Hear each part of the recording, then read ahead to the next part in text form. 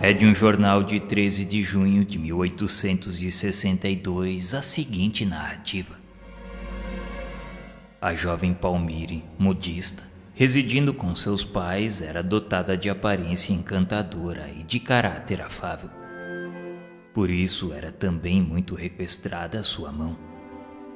Entre todos os pretendentes, ela escolheu o Sr. B, que lhe retribuía essa preferência com a mais viva das paixões.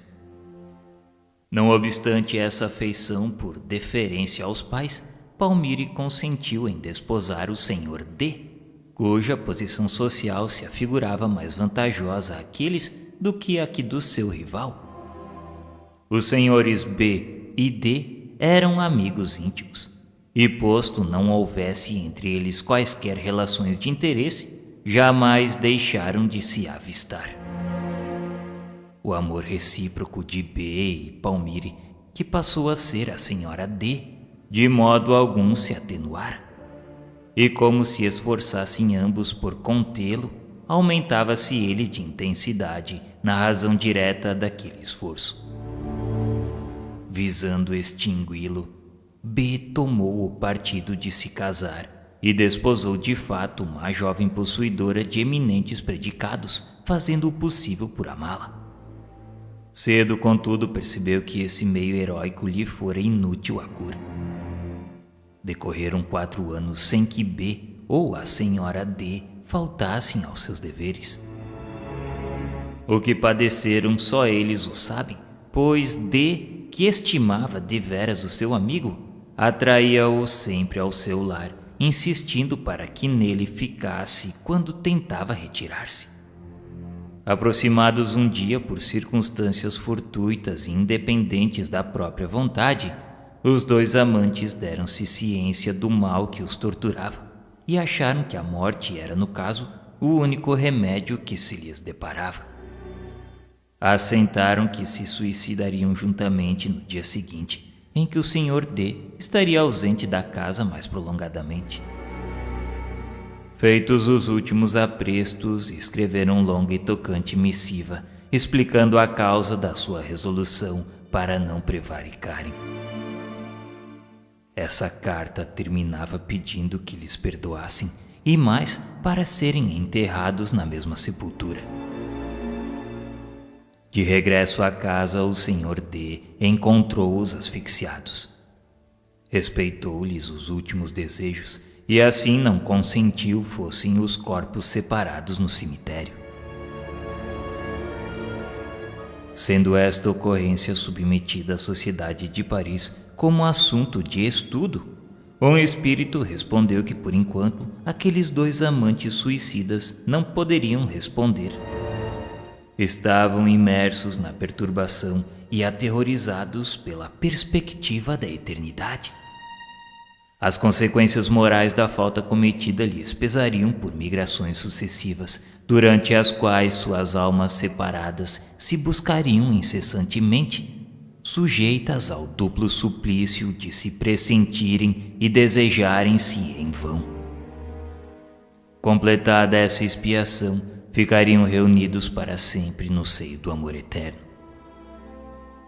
Dentro de 8 dias, na próxima sessão, poderíamos sim evocá-los. Eles ali viriam sem se avistarem, pois profundas trevas os separariam por muito tempo. Segue a evocação.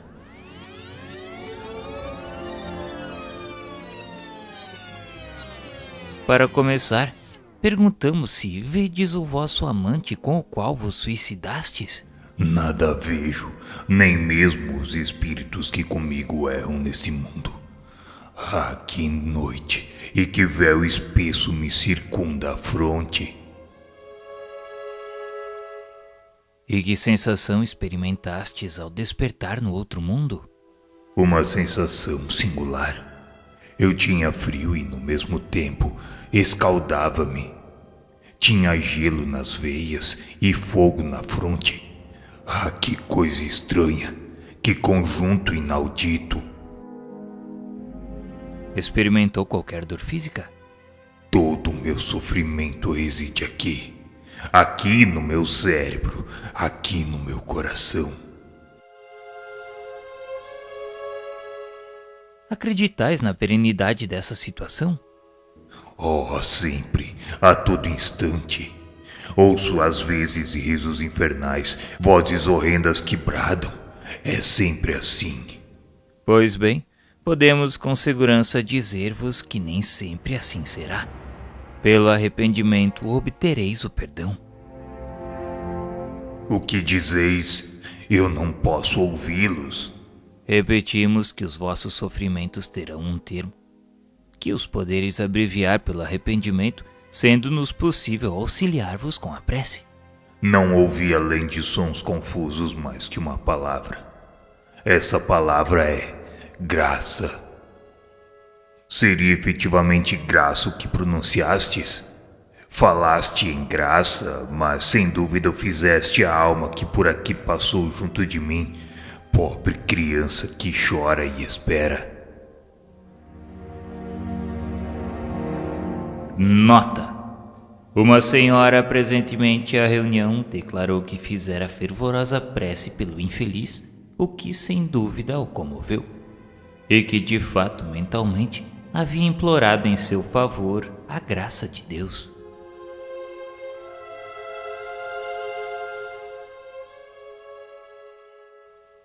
Dissestes estar em trevas e nada ouvir? É-me permitido ouvir algumas das vossas palavras, mas o que vejo é apenas um crepe negro no qual de vez em quando se desenha um semblante que chora. Mas uma vez que ela aqui está, sem poder avistá-la, nem sequer você se apercebe da presença dela? Ah, não me falais dela. Devo esquecê-la presentemente para que do crepe se extingua a imagem retratada. E que imagem é essa? A de uma mulher que sofre e cuja existência moral sobre a terra aniquilei por muito tempo.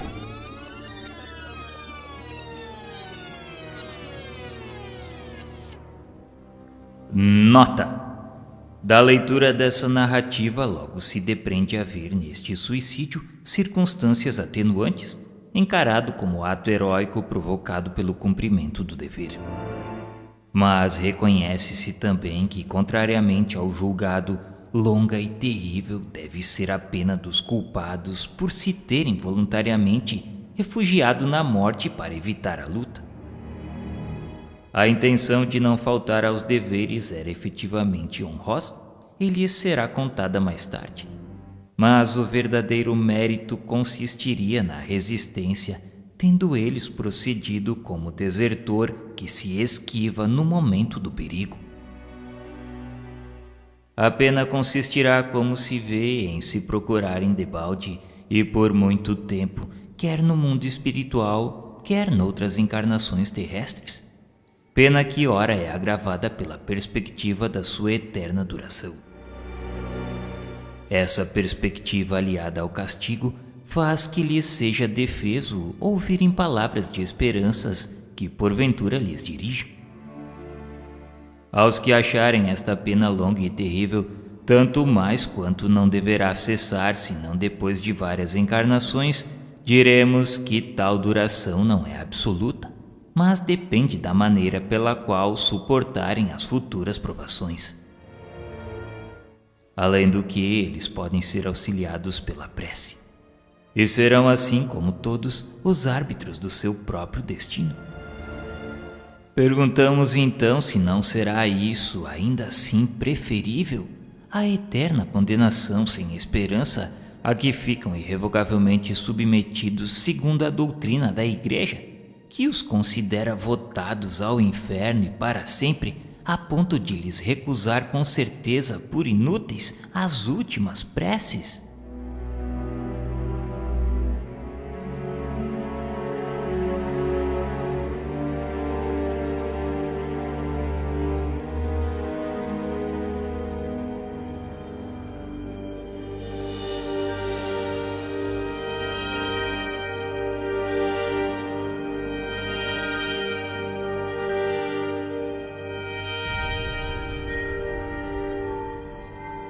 Luiz e a pespontadeira de botinas. Havia 7 para 8 meses que Luiz, oficial sapateiro, namorava uma jovem, Vitorine, com a qual em breve deveria casar-se, já tendo mesmo ocorrido os proclamas do casamento. Neste pé as coisas consideravam-se quase definitivamente ligadas, e como medida econômica, diariamente vinha o sapateiro almoçar e jantar em casa da noiva. Um dia ao jantar sobreveio uma controvérsia a propósito de qualquer futilidade, e obstinando-se os dois nas opiniões, foram as coisas ao ponto de Luiz abandonar a mesa, protestando não mais voltar. Apesar disso, no dia seguinte veio pedir perdão. A noite é boa conselheira, como se sabe, mas a moça, prejulgando talvez pela cena da véspera o que poderia acontecer quando não mais há tempo de remediar o mal, recusou-se à reconciliação. Nem protestos, nem lágrimas, nem desesperos puderam demovê-la. Muitos dias ainda se passaram, esperando Luiz que a sua amada fosse mais razoável, até que resolveu fazer uma última tentativa. Chegando à casa da moça, bateu de modo a ser reconhecido, mas a porta permaneceu fechada. Recusaram abri-la. Novas súplicas do repelido, novos protestos não ecoaram no coração da sua pretendida. "Adeus, pois cruel", exclamou o pobre moço. "Adeus para sempre. Trata de procurar um marido que te estime tanto como eu." Ao mesmo tempo, a moça ouvia um gemido abafado e logo após o baque, como que de um corpo escorregando pela porta. Pelo silêncio que se seguiu, a moça julgou que Luiz se assentara à soleira da porta e protestou a si mesma não sair enquanto ele ali se conservasse. Decorrido um quarto de hora é que um locatário passando pela calçada e levando luz, soltou um grito de espanto e pediu socorro. Depressa corre a vizinhança, e Vitorine, abrindo então a porta, deu um grito de horror, reconhecendo estendido sobre o lajedo, pálido, inanimado, o seu noivo. Cada qual se apressou em socorrê-lo, mas para logo se percebeu que tudo seria inútil, visto como ele deixara de existir. O desgraçado moço enterrara uma faca na região do coração e o ferro ficara-lhe cravado na ferida. Levando este caso à Sociedade Espírita de Paris em agosto de 1858 e questionando o espírito de São Luís a respeito, ele nos disse que a moça, causadora involuntária do suicídio, tinha a responsabilidade, pois não o amava. Ela procurava uma ocasião de descartá-lo, e assim fez em começo da ligação o que viria a fazer mais tarde, aproveitando aquele momento de briga que tiveram um dia antes. Neste caso, a sua responsabilidade decorre de haver alimentado sentimentos dos quais não participava e que deram em resultado o suicídio do moço. Nos disse ainda São Luís que essa responsabilidade deve ser proporcional à falta, e não tão grande como se consciente e voluntariamente houvesse provocado o suicídio. Dessa forma, o suicídio do moço tinha atenuante pelo desvario que lhe acarretou a obstinação de Vitorine, pois o suicídio oriundo do amor é menos criminoso aos olhos de Deus do que o suicídio de quem procura libertar-se da vida por motivos de covardia. Mas é importante salientar que continua sendo uma pena dolorosa e a maior de todas as faltas praticadas contra o Criador, que nos proporciona a dádiva da vida no corpo, a fim de que aprendamos na escola da vida e escalemos a montanha da nossa própria evolução. O suicídio nunca é solução.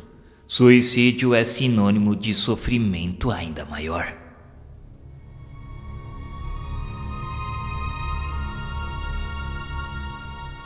Algum tempo mais tarde foi evocado o espírito do moço e foram feitas a ele algumas perguntas. Perguntamos o que ele julgava da ação que praticou. Ele nos disse que Vitorine era uma ingrata e ele havia feito mal em se suicidar por sua causa, pois ela não o merecia. Ele disse que ela nunca o amou. A princípio iludia-se, mas a desavença que tiveram abriu-lhe os olhos e ela até se deu por feliz achando um pretexto para se desembaraçar dele. Da parte dele também tinha dúvida se a amava. Era paixão somente, pois se o amor fosse puro, ele também teria poupado de lhe causar um desgosto. Perguntamos se acaso ela adivinhasse a sua intenção, será que ela persistiria na sua recusa? Luiz disse que não sabia. Pensava mesmo que não, porque Vitorine não era má. Mas ainda assim não seria feliz e melhor foi para ela que as coisas se passassem de tal forma. Confessou-nos ainda que no momento de bater-lhe a porta não tinha ideia de se matar, pois pensava que ela abriria-lhe a porta, aceitaria as desculpas e viveriam felizes. Mas não ocorrendo como planejara, naquele instante perdeu a razão. Lamentava o suicídio. Estava ainda perturbado e preso ainda no trágico instante lá na porta, experimentando também outra sensação indefinida. Mas tinha confiança que se libertaria dessa perturbação. Sabia agora que fizera mal a si próprio.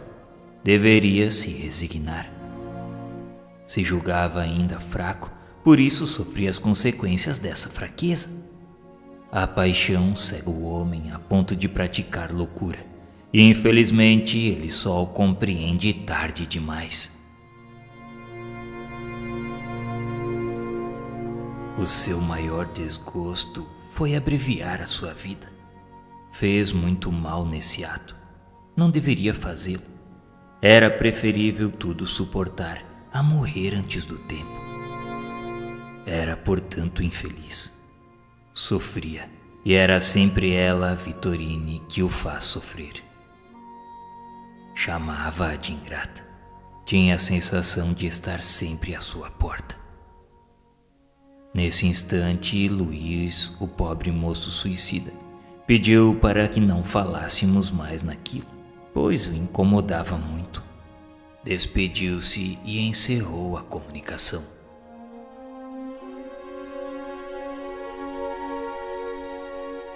Nota. Por isso se vê ainda uma nova confirmação da justiça que preside a distribuição das penas conforme o grau de responsabilidade dos culpados. É a moça, nesse caso, que cabe a maior responsabilidade por haver entretido em Luiz, por brincadeira, um amor que não sentia. Quanto ao moço, este já é de sobejo punido pelo sofrimento que lhe perdura, mas a sua pena é leve porquanto apenas cedeu a um movimento irrefletido em momento de exaltação, que não a fria premeditação dos suicidas que buscam subtrair-se às provações da vida.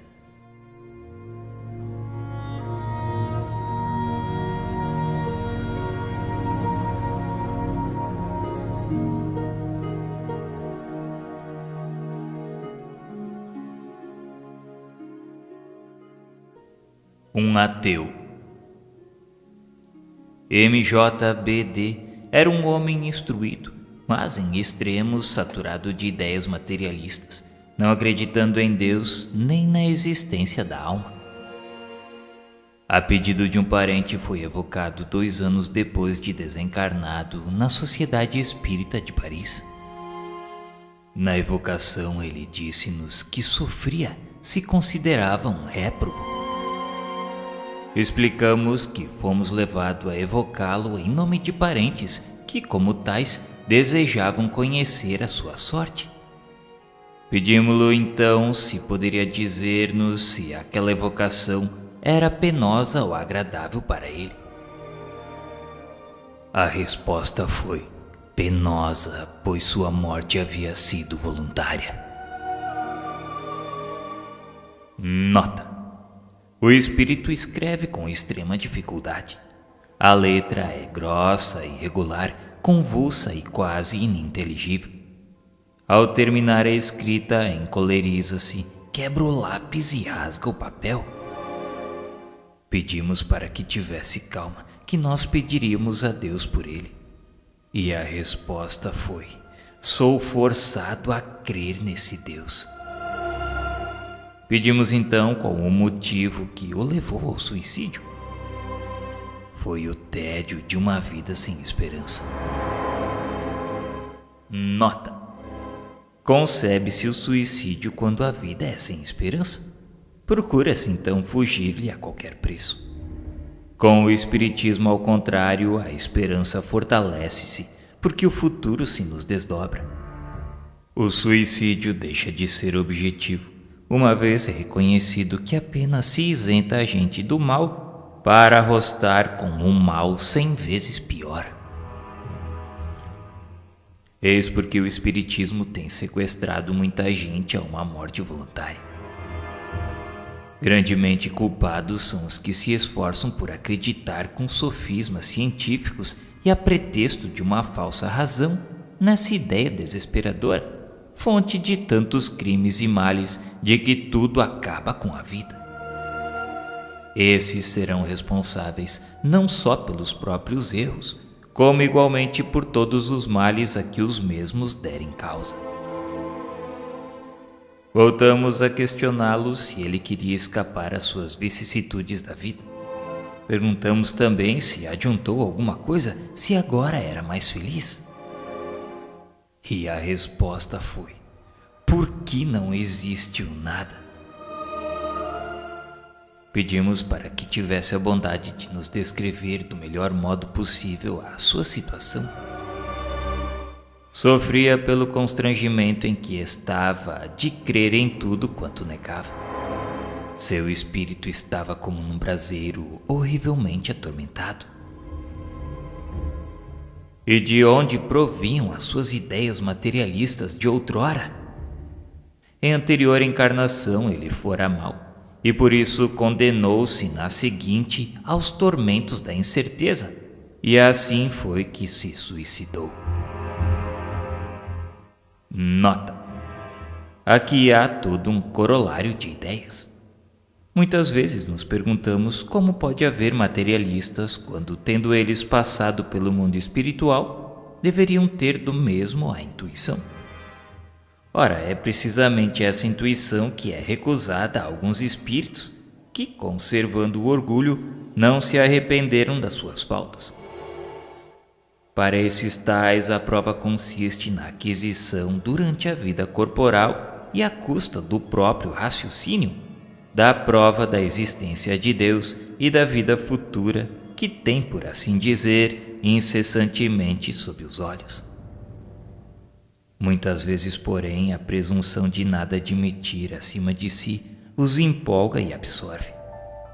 Assim sofrem eles a pena, até que, domado o orgulho, se rendem à evidência. Voltamos perguntar ao ateu, no momento que se afogou, que ideias tinha das consequências, que reflexões fez naquele momento. Nenhuma, pois tudo era o nada para mim. Depois é que vi que, tendo cumprido toda a sentença, teria de sofrer ainda mais.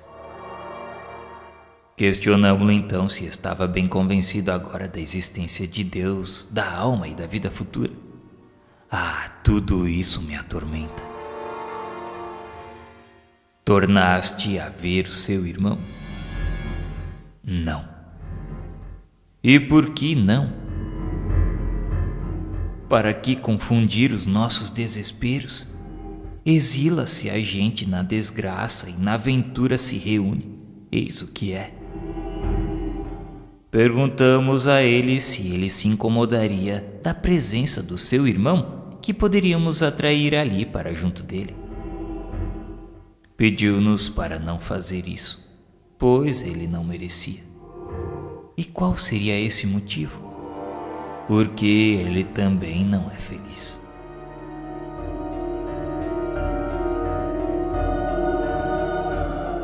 Nesse instante, pedimos-lhe que aceitasse, pois poderia ser benéfica aquela reunião para os dois. E o pobre ateu pediu para que nós não o fizéssemos, que deixássemos para mais tarde. Pedimos se ele tinha algum recado para os seus parentes. A única coisa que eu queria era que orassem por mim. Parece que na roda das vossas relações há quem partilhe das vossas opiniões. Quereis que lhes digamos algo a respeito? E a surpresa do ateu foi a seguinte: oh, os desgraçados! Assim possam eles crer em outra existência? Eis quanto lhes posso desejar. Se eles pudessem avaliar a minha triste posição, muito refletiriam.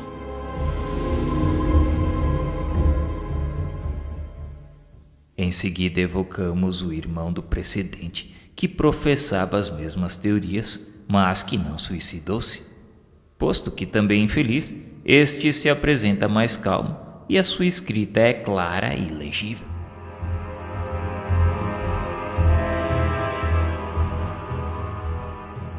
Espero que possa o quadro dos nossos sofrimentos ser útil lição, persuadindo-vos na realidade de uma outra existência na qual se espiam as faltas oriundas da incredulidade.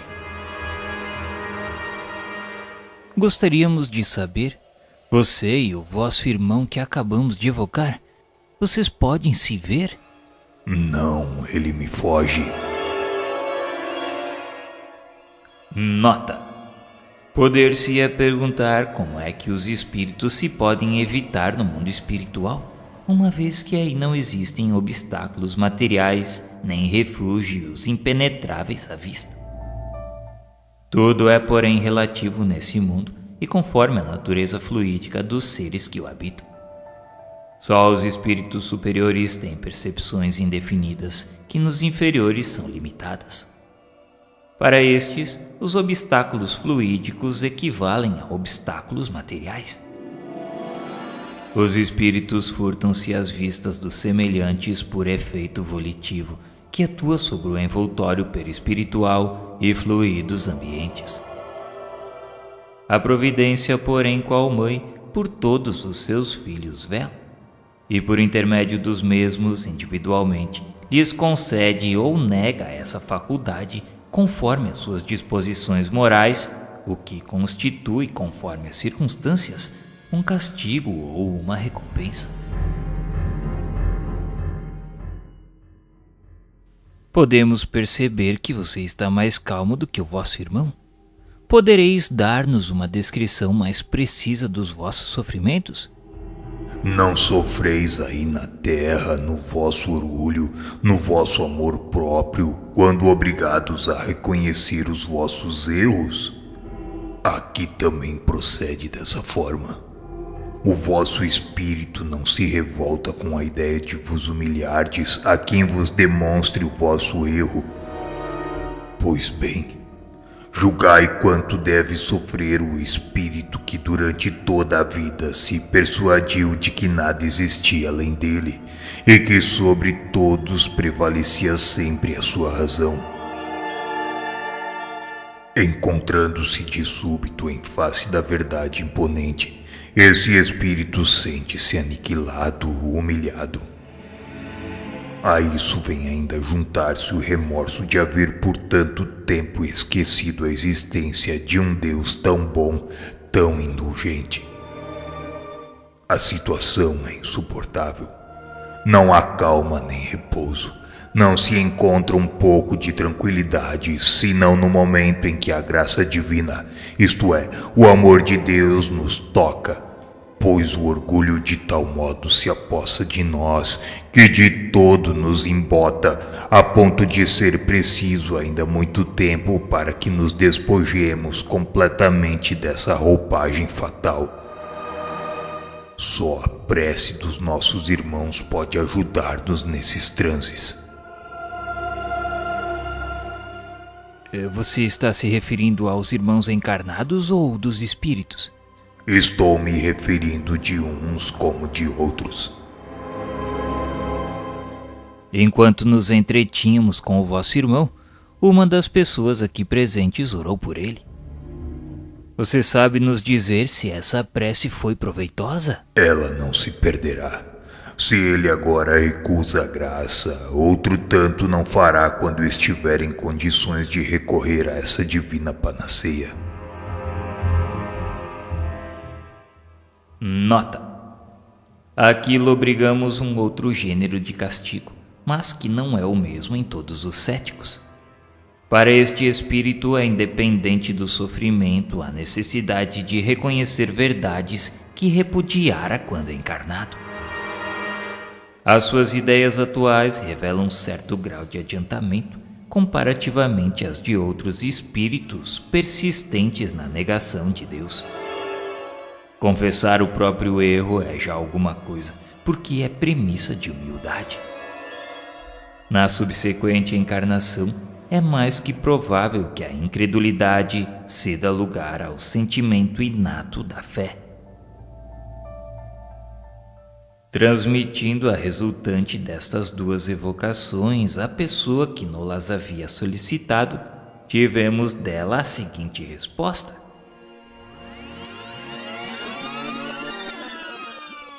não podereis imaginar, meu caro senhor, o grande benefício advindo da evocação de meu sogro e de meu tio.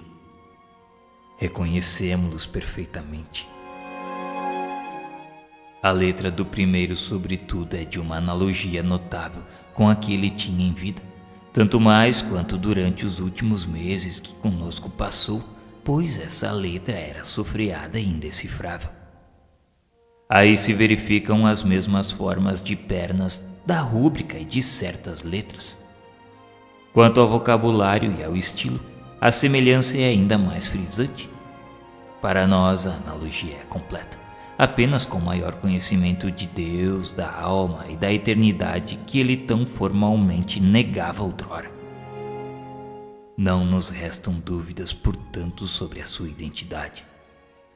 Deus será glorificado pela maior firmeza das nossas crenças no Espiritismo, e os nossos irmãos encarnados e desencarnados se nos tornarão melhores.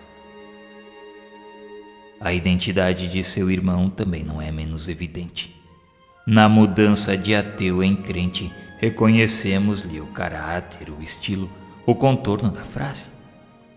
Mas uma palavra sobre todas nos despertou a atenção: panaceia, sua frase predileta a todo instante repetida. Mostrei essas duas comunicações a várias pessoas que não menos se admiraram da sua veracidade. Mas os incrédulos, com as mesmas opiniões dos meus parentes, esses desejariam respostas ainda mais categóricas. Queriam, por exemplo, que MD se referisse ao lugar em que foi enterrado, onde se afogou, como foi encontrado e etc. A fim de os convencer, não vos seria possível fazer nova evocação, perguntando onde e como se suicidou, quanto tempo esteve submergido, em que lugar acharam o cadáver, onde foi inumado, de que modo, se civil ou religiosamente, se havia sido sepultado. Dignai-vos, caro senhor, em insistir pela resposta categórica a essas perguntas, pois são essenciais para os que ainda duvidam. Estou convencido de que darão nesse caso imensos resultados. Dou-me pressa a fim de esta vos ser entregue na sexta-feira de manhã, de modo a poder fazer-se evocação na sessão da sociedade desse mesmo dia. Nota: reproduzimos esta carta pelo fato da confirmação da identidade e aqui lhes anexamos a nossa resposta para ensinos de pessoas não familiarizadas com as comunicações de além-túmulo.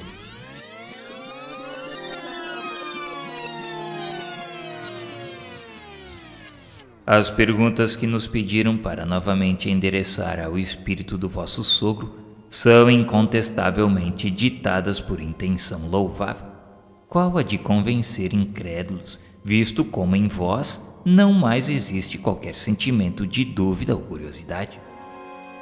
Contudo, um conhecimento mais aprofundado da ciência espírita vos faria julgar supérfluas essas perguntas.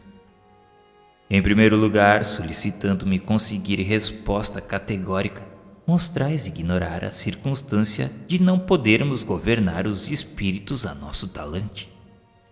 Ficais sabendo que eles nos respondem quando e como querem, e também como podem. A liberdade da sua ação é maior ainda do que quando encarnados, possuindo meios mais eficazes de se furtarem ao constrangimento moral que por acaso sobre eles queiramos exercer. As melhores provas de identidade são as que fornecem espontaneamente por si mesmos, ou então as oriundas das próprias circunstâncias. Estas é quase sempre inútil provocá-las. Segundo afirmais, o vosso parente provou a sua identidade de modo inabalável, e por conseguinte é mais que provável que a sua recusa em responder às perguntas que podem por ele ser com razão consideradas supérfluas, visam satisfazer a curiosidade de pessoas que lhes são indiferentes. A resposta bem poderia ser a que outros têm dado em casos semelhantes, isto é, para que perguntar coisas que já sabeis? A isto acrescentarei que a perturbação e sofrimentos que o assoberbam devem agravar-se com as investigações deste gênero, que correspondem perfeitamente a querer constranger um doente que mal pode pensar e falar, a historiar as minúcias da sua vida, faltando-se assim as considerações inspiradas pelo seu próprio estado. Quanto ao objetivo por vós alegado, ficais certo de que tudo seria negativo. As provas de identidade fornecidas são bem mais valiosas, por isso que foram espontâneas e não de antemão premeditadas. Ora, se estas não puderam contentar os incrédulos, muito menos o fariam interrogativas já pré-estabelecidas de cuja conivência poderiam suspeitar. Há pessoas a quem coisa alguma pode convencer. Esses poderiam ver o vosso parente com os próprios olhos e continuariam a supor-se vítimas de uma alucinação. Duas palavras ainda quanto ao pedido que me fizestes de promover essa evocação no mesmo dia do recebimento de vossa carta. As evocações não se fazem assim de momento. Os espíritos nem sempre correspondem ao nosso apelo. É preciso que queiram, e não só isso, mas que também possam fazê-lo. É preciso ainda que encontrem um médium que lhe convenha, com as aptidões especiais necessárias, e que esse médium esteja disponível em dado momento. É preciso, enfim, que o meio lhe seja simpático. Pela concorrência dessas circunstâncias, nem sempre se pode responder, e importa muito conhecê-las quando se quer praticar com seriedade e segurança.